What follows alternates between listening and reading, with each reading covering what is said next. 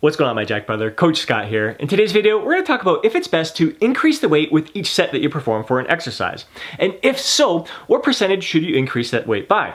This was a fantastic question that I received from one of my coaching clients, Jeff. Jeff has been freaking kicking ass with his training, with his diet. He's in a muscle building phase right now and looking freaking jacked, a far cry from where he was a year ago. There really are no hard set rules here, and there are various approaches that can be very effective. Some people do prefer to increase the weight with each set. Some people prefer to keep the weight the same, while others prefer to reduce the weight as the sets go on. We're going to explore several different options in today's video. I'm going to share my personal experiences with many of them, and I would love to hear from you. Which approach resonates best with you? Which approach has your body responded best to? So please take a moment to drop a comment down below to share your experiences. The first approach is one that I've been following for the past several years, and that is a last set, best set approach. We'll use the bench press as an example. And let's say my working weight is 225 pounds.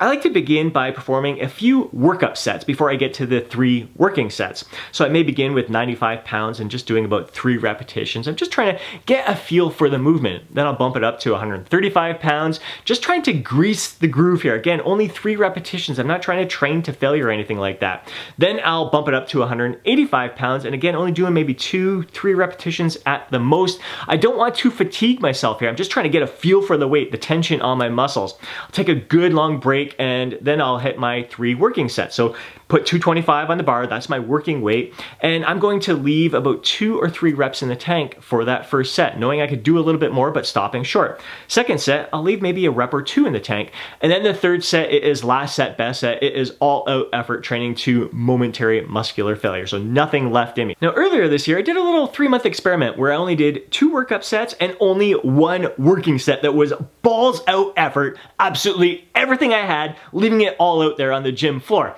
This was an approach that I saw some of my fellow coaches over 40 raving about, saying it was great for recovery, very time efficient workouts, just you get in, boom, get it done. And I enjoyed it. It was definitely like that all out effort set really showed me that I had a lot more in me than I ever thought I did. It really got me to step up my game, and it was fantastic for recovery. But after 3 months, I was thinking, you know what, I think I've got more in me, and I decided, you know what, let's forget about what all the science is saying right now and what all the latest stuff is about avoiding training failure, that you don't need to do that and everything. And I find a lot of people really don't know what true momentary muscular failure is. What they think is 2 reps in the tank is nowhere freaking near 2 reps in the tank for most people. So I thought, you know what, instead of taking this last set, best set approach where I leave 2 to 3 reps in the tank the first set, 1 to 2 reps in the tank for the second set, and saving it the last set, best set, I'm gonna make every set my freaking last set, best set. I'm just gonna give all out effort to every single set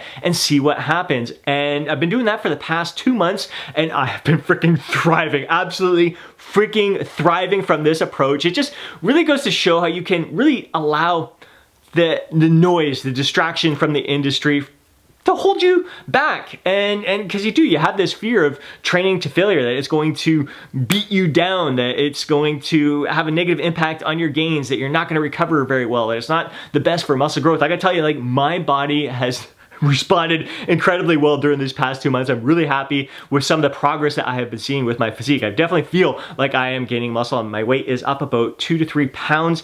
Feel like I'm just as lean, so I definitely believe there is some muscle gains that are taking place at this point from this increased effort. And I'm really enjoying the feeling of giving my absolute best effort to everything that I got. Now, when you are giving your best effort to all 3 sets, you don't have to do as many exercises in that workout. You don't have to perform as many sets. Like, you're gonna be in and out of the gym in that hour or less, done. Like, you've got nothing left in you. Where I found, like, last set, best set approach, or avoiding failure with all training sets, or even some other approaches there, you can go on, like, you end up doing more sets in order to kind of get the amount of effective reps necessary to promote muscle growth. And it's important to note that with this all-out effort for every single set, there's still quality reps. It's still great form all throughout. There's no increased risk of injury here. Yes, it may be a struggle to get that last rep or 2 up, and the pace that bar is going up is much slower, but you're not like contorting your body and using a lot of different other like supporting muscles in an effort to try to get it up there. It's not like a bicep curl where you're cheating big time. So these aren't cheat reps. They're just challenging freaking reps to get it up there at the very end. And what I've noticed with this approach is that it's typically like I find my second set is the best set. Like the first set, it's a challenge to get it moving, and the second set, like I really find my groove there, feeling strong and great. And then like the third set, I might not be able to get as many reps as I did the second set. So let's say I'm aiming for 8 to 12 repetitions. The first set, I may get 10 reps. Second set, I might get 12 reps. And then the third set, it might drop back down to 10 or maybe even 7 or 8 repetitions. Now, I really like the Greg Doucette's approach, the 10% rule there. Very similar to what I do, the workup sets, and then you get to your working weight. First set is usually his best set, and then he notices his reps will decrease a little bit, maybe the second set and the third set.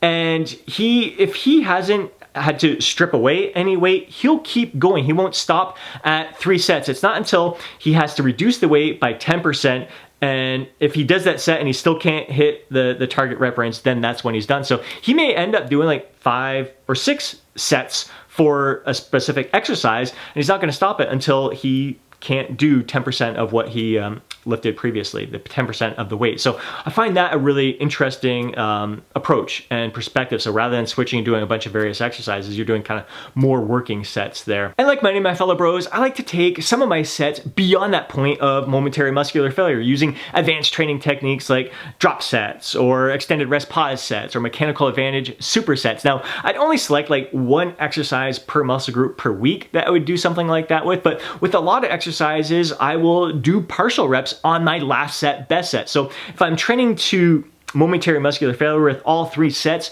that last set, the third set, I'll reach that point of momentary muscular failure. And let's say it's like a lateral raise or a hammer curl or something, an exercise that's safe. I will, instead of like I reach that point of momentary muscular failure, instead of trying to perform more reps and being sloppy, like using cheat repetitions or anything, I'll just do partial reps that are safe. So I may not be able to get up to here with a lateral raise, but if I can get up to here, I'll do some reps here until I can like barely get it up there and just like absolutely freaking burning that muscle out to beyond that point of momentary muscular failure, but doing it in a safe way. I'm not like forcing the weight up. I'm lifting it up to the point where I still have strength in that lower range of the motion. You still have strength with the eccentric portion of the movement. So you get to a point of momentary muscular failure for the concentric, you lift that weight up.